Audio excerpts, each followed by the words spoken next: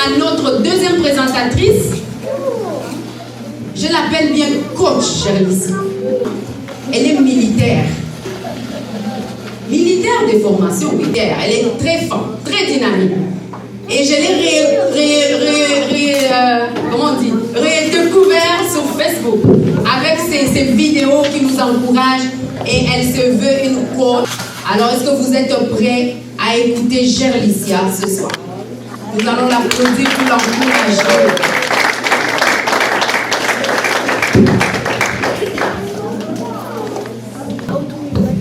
Bonjour à tous, comment vous allez? Ok, j'ai une question.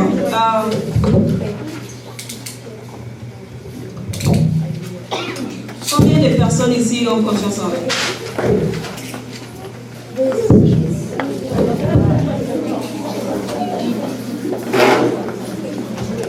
Combien de personnes n'ont pas confiance en eux?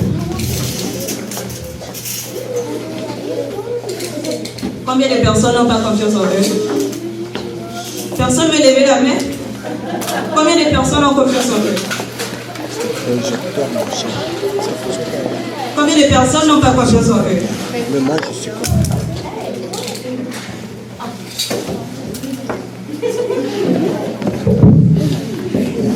Combien de personnes n'ont pas confiance en eux? Hein?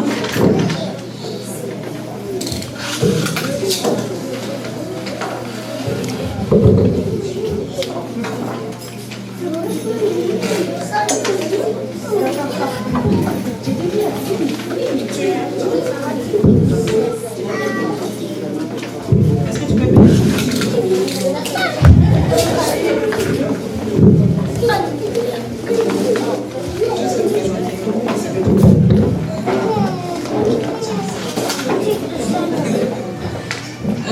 Je m'appelle Aurélie, je pense qu'on m'a déjà présenté, Aurélie Lojale. Qu'est-ce que je fais dans la vie? Je travaille dans une institution coopérative de la place, appelée Desjardins. J'ai fini à la cité collégiale en administration des affaires. Ce que je peux dire, je ne suis pas mariée, je n'ai pas d'enfant. Et... Tu as marché. Voilà. Pour le courage. Fallait dire que tu n'as pas confiance en toi qu'à la voiture.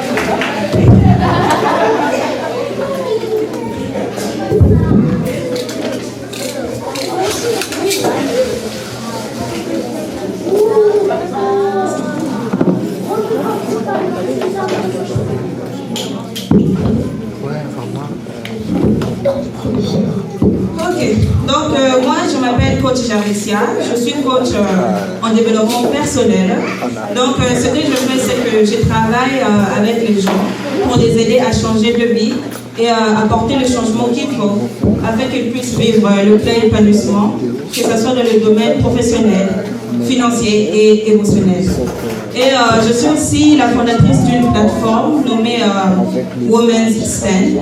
Donc sur cette plateforme, je poste des conseils, je fais des vidéos sur des thèmes très pertinents. Donc je vous encourage fortement d'aller suivre la plateforme. Je suis sur Facebook. Sur Facebook, c'est @womenstand21. Sur Instagram, c'est womenstand21. Et pour ceux et celles qui ont besoin du coaching en privé, je suis disponible sur ma messagerie Facebook ou bien sur mon email adresse contact@womenstand21.com. Il n'y a rien de gratuit au Canada.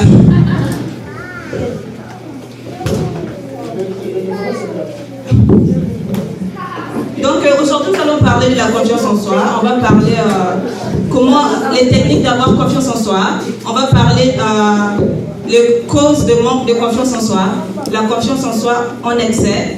Et après, nous allons parler, je vais parler d'une expérience enrichissante qui m'a permis d'avoir confiance en moi. Donc, la confiance en soi et l'estime de soi.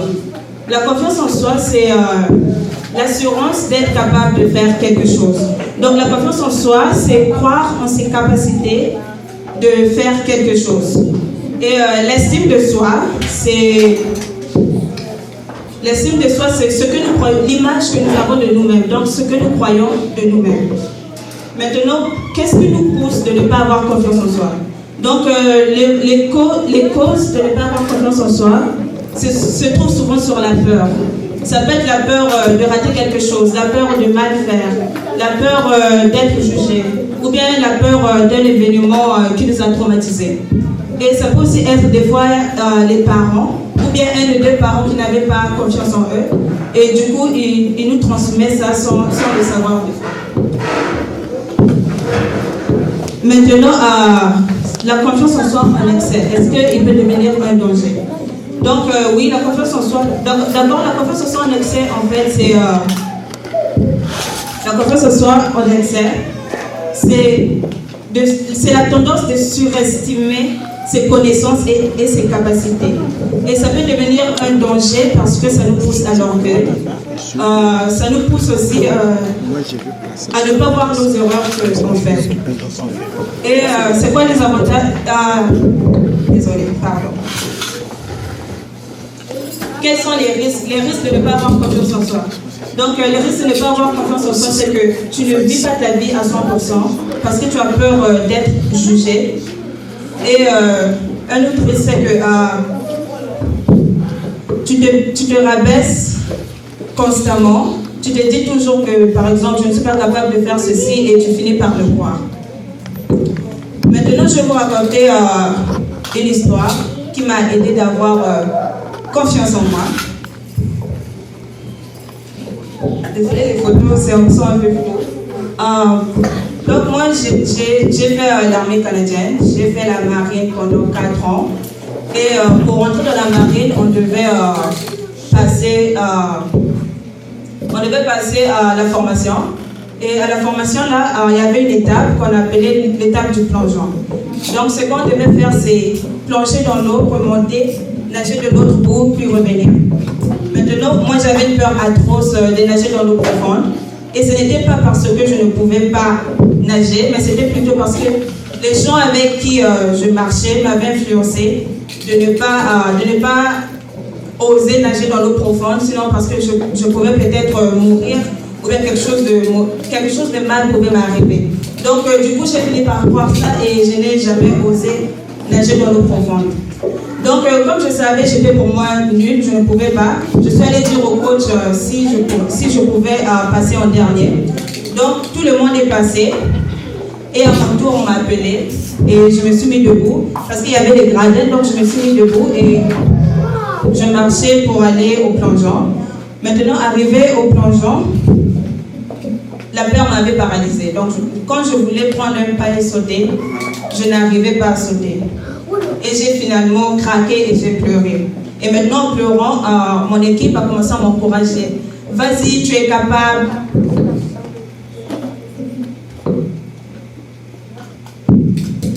Mon équipe a commencé à m'encourager. Vas-y, tu es capable. Et malgré ça, je ne pouvais pas sauter. Maintenant, il y a un garçon qui a quitté les gradins. Il est venu à côté de moi. Et il m'a dit, Gerlicia, ose sauter et gagne.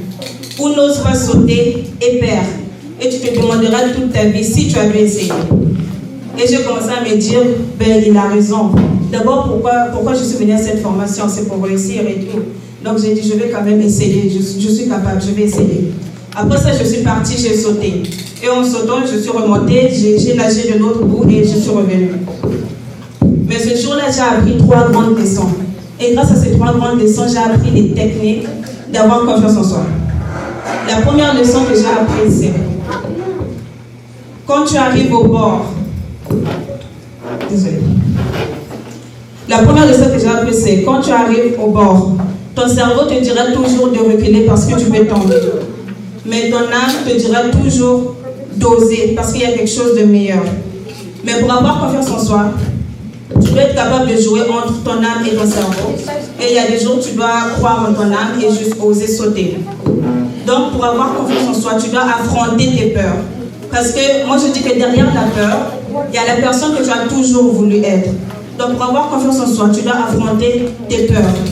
Pour avoir confiance en soi, tu dois passer à l'action. La deuxième leçon que j'ai apprise ce jour, tu dois t'entourer des gens positifs. Parce que les gens positifs vont t'aider à surpasser tes limites. Et en surpassant tes limites, ta confiance en soi va s'agrandir. Et la troisième leçon que j'ai apprise ce jour, si tu oses faire ce que tu n'as jamais fait, tu dis ce que tu n'as jamais dit, et tu pars où tu n'es jamais parti, tu deviendras la personne que tu as toujours voulu être. Donc, pour avoir confiance en soi, tu dois quitter ta zone de confort. Parce que quand tu quittes ta zone de confort, tu grandis dans ta zone d'inconfort. Et pour avoir confiance en soi, tu dois avoir un dialogue intérieur avec toi-même constamment. Et pour avoir confiance en soi, tu dois passer à l'action.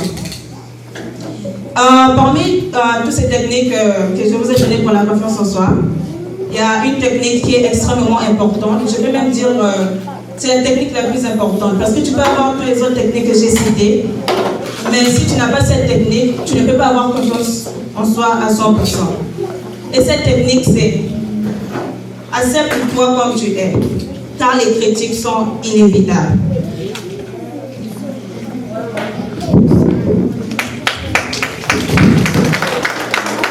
Je n'ai pas fini. Donc, il y a une étude qui s'est faite, une étude de la compagnie Dove. Donc, Dove a mené une étude mondiale auprès des femmes de 10 à 64 ans. Ça a relevé que l'esprit critique des filles concernant leur beauté commence à miner leur estime de soi dès l'âge de 14 ans. Voilà ce qu'ils ont trouvé. Dès l'âge de 14 ans, plus de la moitié des filles, donc 55% des filles, se sentent déjà poussées à être belles. À l'âge de 29 ans, ce nombre s'élève à 96%. Après avoir atteint l'âge de 14 ans, les filles deviennent de plus en plus critiques de leur propre beauté.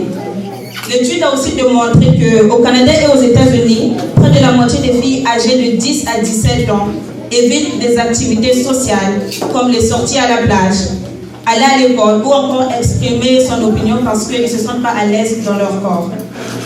À l'échelle mondiale, 70% des filles qui ont l'impression que leurs amis exercent une pression pour qu'elles soient belles ont évité les activités sociales. Donc l'étude de Dove nous montre qu'il y a beaucoup de travail à faire comment je peux dire ça? Il y a beaucoup de travail à faire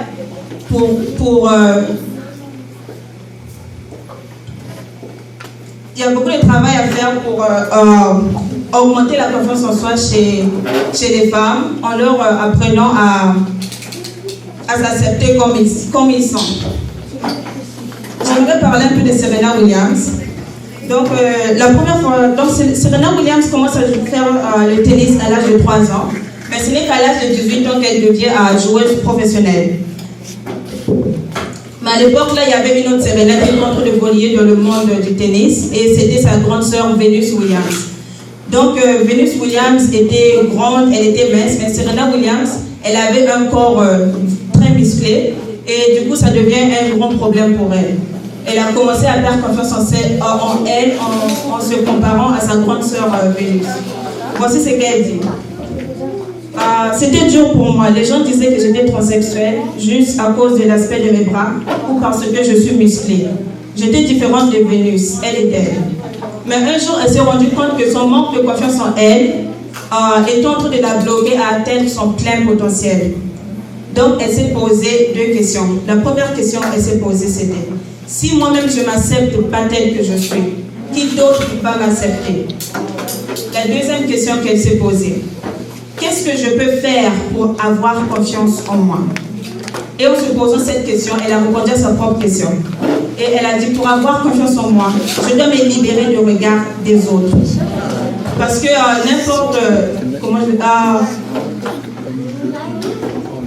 n'importe quelle apparence que tu auras, les gens vont toujours te juger. Que tu puisses être une bonne personne ou bien une mauvaise personne, les gens auront toujours quelque chose à critiquer. Donc, il faut s'accepter comme tu es. Donc, pour conclure, pour avoir confiance en soi, il faut oser affronter ses peurs, il faut passer à l'action, il faut quitter sa zone de confort, il faut s'entourer des gens positifs et il faut s'accepter comme tu es. Maintenant, j'ai envie de terminer avec une citation de Donald Neil Walsh. Voici ce qu'il dit. Tant que tu t'inquiéteras de ce que les autres pensent, tu seras en leur pouvoir. Ce n'est que lorsque tu n'auras plus besoin de l'approbation de personne que tu pourras assumer ton propre pouvoir. Merci.